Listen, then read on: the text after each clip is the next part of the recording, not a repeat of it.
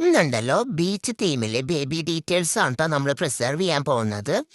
സംഭവം നമ്മൾ ഈ റെസിൻ ഇങ്ങനെ കലക്കി ഒഴിക്കുമ്പോൾ നമ്മൾ വിചാരിക്കും ഇത് ഭയങ്കര ഈസിയാണ്.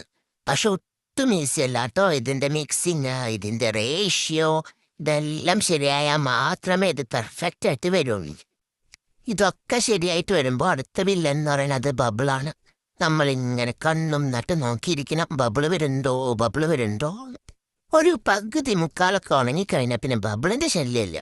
അപ്പം അങ്ങനെ നമ്മളിങ്ങനെ ബീച്ച് തീമിൽ ഇങ്ങനെ ഇത് സെറ്റ് ചെയ്ത് വരികയാണ് കേട്ടോ ചെയ്യുന്നത്.